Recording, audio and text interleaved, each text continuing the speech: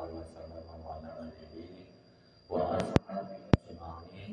Wa bismillahirrahmanirrahim. Sadri wa yassir amri wa hlul 'uqdatam min lisani yafqahu qawli. Teman-teman panjenengan Bapak Kepala KUA Bekasi yang terhormati, kepada Bapak-bapak Kiai, Penyai, Bapak-bapak penyuluh yang kami hormati, marilah pada kesempatan pagi ini kita bersama dengan sebagian Allah Subhanahu wa taala bi qauli tahmid. Alhamdulillahirabbil alamin. Pada kesempatan pagi ini kita masih diberikan kenikmatan hidup, kenikmatan Islam, sehat jasmani rohani, sehingga kita selesai memanfaatkan datang terutin pertemuan hari Senin dan pada Senin walafiat. Mudah-mudahan pertemuan ini mendapat barokah dari Allah Subhanahu wa taala. Amin. Amin. Kudahnya sholat malam ini jawatan baginda Nabi Muhammad sallallahu alaihi wasallam. Mudah-mudahan kita semuanya, doa kita semuanya mendapat dan syafaatnya di timur akhirat. Untuk pertemuan pagi ini karena kita sudah rutinan, mari kita buka dengan bacaan surah Al-Fatihah. Ala hadina wa alaikum wa salihah wa husnul hadirin. Nabi Muhammad Rasulullah sallallahu alaihi wasallam wa husnul hajat min majlis. Al-Fatihah. A'udzu billahi minasy syaithanir rajim. Bismillahirrahmanirrahim. Alhamdulillahi rabbil alamin. Arrahmanir rahim. Maliki yaumiddin. Iyyaka na'budu wa iyyaka nasta'in. Shiratal ladzina an'amta 'alaihim ghairil maghdubi 'alaihim waladdallin. Amin. Untuk acara yang kedua yaitu hasil kajian kitab Nasihatul Ibad sampai hari ini makalah yang ke berapa? Kedua. Kedua. Sudasi. Kepada bagi buat Ustaz dipersilakan. Ya. Assalamualaikum warahmatullahi wabarakatuh. Waalaikumsalam warahmatullahi wabarakatuh. Langsung saja. Bismillahirrahmanirrahim. Qala Nabi sallallahu alaihi wasallam, qala Rasulullah Nabi kanjeng Nabi sallallahu alaihi wasallam, sitatun utawi 6 la'antu iku nglaknat saka ingsun hum ing sitah. Wala'ana lan laknati hum ing sitah sinten Allah Ta'ala. Jadi ana wong 6 sing bakal dilaknati ning Kanjeng Nabi lan dilaknati ning Gusti Allah. Nah iki dungane Kanjeng Nabi sallallahu alaihi wasallam. Hati-hati. Sebab wa kullu nabiyyin utawi sekabehane nabi iku mujabud da'awati den ijabai atau dan sembadani pira-pira dongane. Dongane Kanjeng Nabi ku mesti disembadani. Mesti ku pramila sing disebut nang kene sing jumlahe 6 aja nganti kelakon nang awak kita kabeh. Rupane 6 iku apa wae? Azza-itu fi kitabillah. Azza itu suci wong kang nambahi fi kitabillah ta'ala ing dalem kitabe Allah Ta'ala. Kitabe Allah Ta'ala itu Al-Qur'an. Jadi ditambahi lafal-lafale ditambahi karepe dhewe. Ngawur nggih. Atawi nakwil karepe dhewe sing ora sah. Nang kono syarae man yudkhilu fihi ma laisa minhu. Lebokna lafal-lafal sing bukan termasuk lafal Al-Qur'an lan nakwili kanthi perkawis sing ora sah. Nah niki. Tapi niku benten nggih statuse kalih semacam Yasin Fadilah. Nah, kula zaman teng pondok niku nggih amalane Yasin Fadilah. Yasin Fadilah artine surat Yasin, nggih semacam Yasin dibaca 7 kali. Kemudian salamun qalam Rahim, terus dari kata Birul Azizir Rahim gitu. Nah itu di tengah-tengahnya kan ada lafal-lafal itu. Tapi lafal-lafal itu berupa doa, bukan berarti memasukkan kalimat tersebut ke dalam Al-Quran, itu bukan. Artinya kita berdoa yang munasabah dengan ayat-ayat Allah tadi gitu. Jadi itu beda statusnya. Lagian penulisannya juga dibedakan, biasanya lebih kecil daripada lafal ayat Al-Quran tersebut. Jadi enggak mengapa. Tapi yang dimaksud di sini yang dilaknat oleh Nabi dan Allah adalah mereka sengaja memasukkan lafal-lafal yang memang bukan lafal Al-Quran. Intinya lafal Al-Quran itu tidak boleh dirubah sampai hari kiamat dan tidak akan mungkin bisa merubah, karena itu jaminan Quran itu sampai kiamat itu dilindungi Allah Subhanahu wa taala.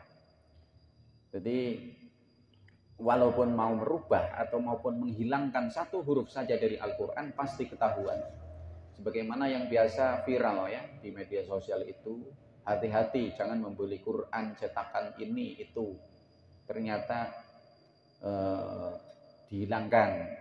Seperti apa? Lafal waman lam yahkum bi ayatillah, seterusnya itu ada yang menghilangkan.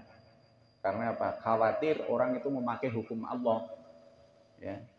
Itu orang-orang yang apa ya? Orang-orang yang berinisiatif untuk jangan dipakai ayat ini. Ini bahaya ini ya. Padahal ayat Allah semuanya itu relevan hingga akhir zaman.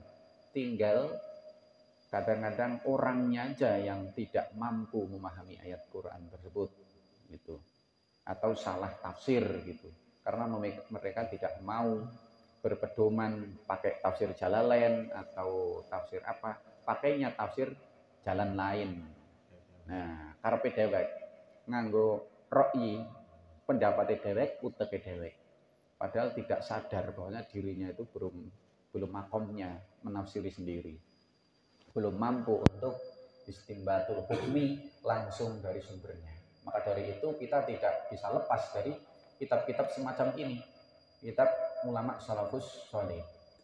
Jadi kita tidak bisa pakai Quran kemudian baca terjemahannya aja kemudian kita praktekkan, itu nggak bisa. Itu sama dengan kepengin medang gula tapi langsung nguntal kebuni. Nah, itu nggak bisa. Maka dari itu hati-hati, ini dilaknati nih Gusti Allah. Juga didoakan oleh Nabi dilaknat, jauh dari rahmat ya.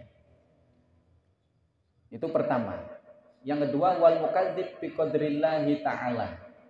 Wal mukadzibu lan kaping pindune wong kang gorohake bi qadrillahi ta'ala kelawan qadari Allah taala. Wong sing gorohno karo qadari Allah taala. Niki nanti akan dijelaskan juga oleh saudara saya Kiai Abud. Wal mutasallitu yang ketiga, wal mutasallitu bil jabarut. Wal mutasallitu lan wong kang napa niku Mas?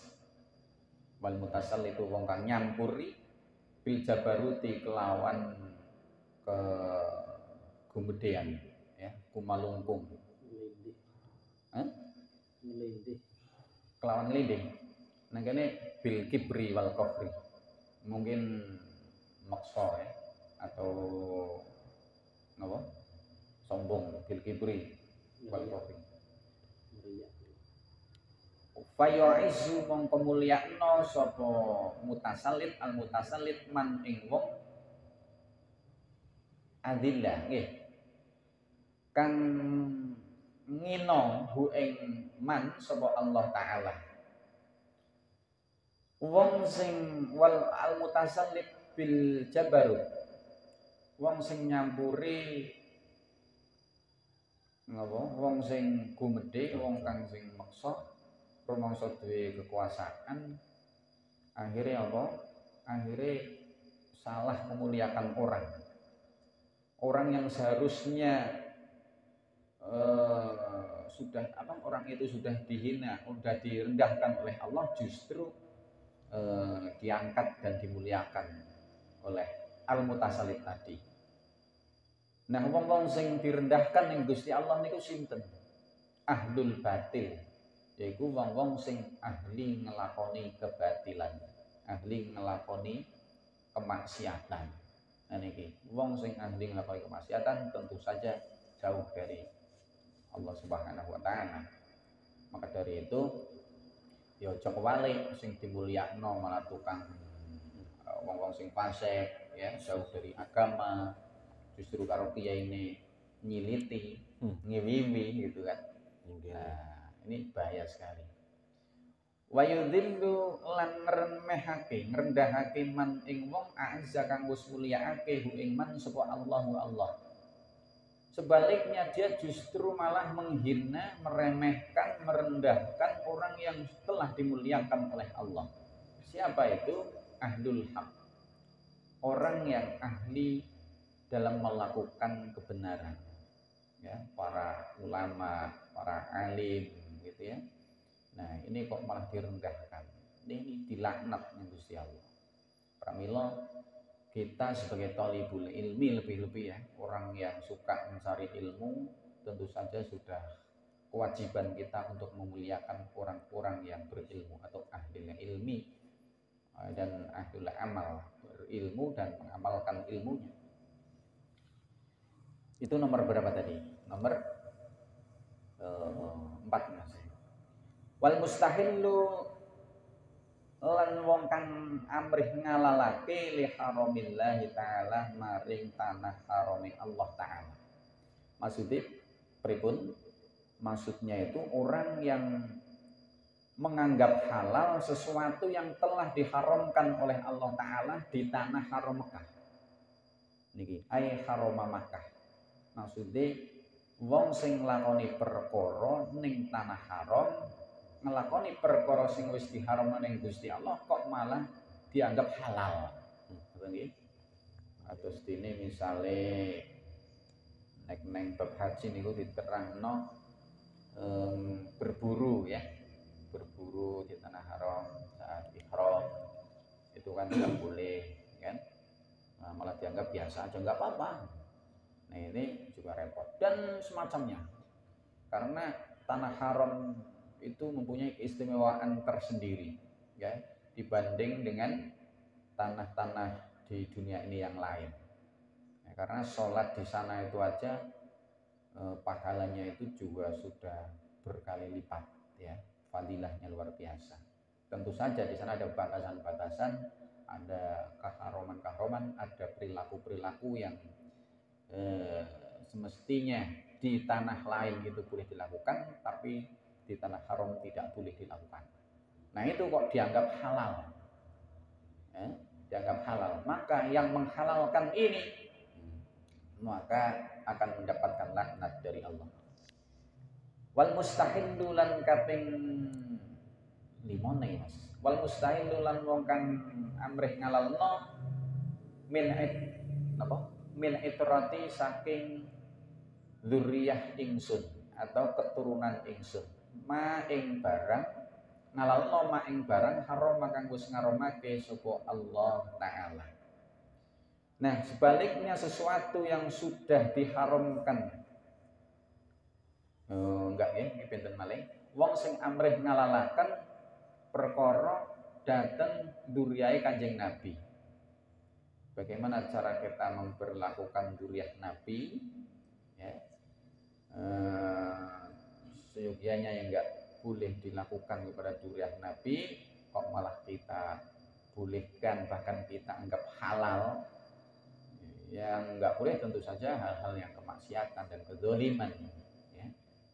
Kita tidak bisa memuliakan habaib ya, duriyah beliau itu namanya apa? Menghalalkan sesuatu yang tidak boleh. Kemudian yang terakhir wattariku lisunnati. Wattariku lan kaping 6 wong kang tinggal lisunnati krana atau maring sunnah ingsun. Ninggal kesunahane Kanjeng Nabi, tapi meninggalkannya itu bukan karena belum mampu atau tidak mau, tapi karena ada unsur istighfafan ya, unsur merendahkan terhadap sunnah Nabi. Contoh yang kesunahan Kanjeng Nabi, an-nikahu sunnati faman raghiba an sunnati falaisa minni. Nabi dawuh nikah kuwi tindak lampahku, sapa wonge kok gething karo tindak lampahku ora termasuk golonganku. Nah, itu kan Ketika orang nggak nikah, mungkin ada kalanya memang itu memang sunnah, jadi nggak kewajiban, nggak apa-apa. Tapi kalau meninggalkannya itu karena meremehkan, lah bucu barang, alah sunnah opo itu. Nah, ini apa namanya? Ini bahaya sekali, akan dilaknat oleh Nabi, ya didoakan oleh Nabi jauh dari rahmat Allah dan juga dilaknati oleh Allah Subhanahu wa taala. Wa inna Allah ta'ala la yanzuru ilaihim yaumal qiyamah nadrur rahmah. Gusti Allah iki inna Allah tersini Allah ta'ala la yanzuru orang mirsani Allah ilaihi maring sitah. Yaumal qiyamati ing dalam dina kiamat nadrur rahmati kelawan pemirsan welas asih. Terus hati-hati. 6 golongan niki mau ora bakal dipun pirsani dening Gusti Allah kanthi pamirsan rahmah welas asih. Padahal ning nang akhirat sing kita arep-arep ya rahmate Gusti Allah.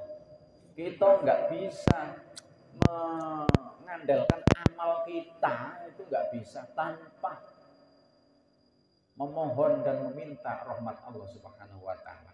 Sekarang ketika Allah itu sudah tidak mau melihat kita dengan penglihatan belas kasihan, apalagi yang bisa kita harapkan. Nah ini, jadi jangan sampai kita masuk ke dalam 6 golongan ini. Nah ini sebuah hadis yang diriwayatkan oleh Imam Tirmidzi dan Imam Hakim dari Sayyidah Aisyah dan Imam Hakim dari Sayyidina Ali karramallahu wajhah. Nah itu peringatan buat kita semua agar berhati-hati.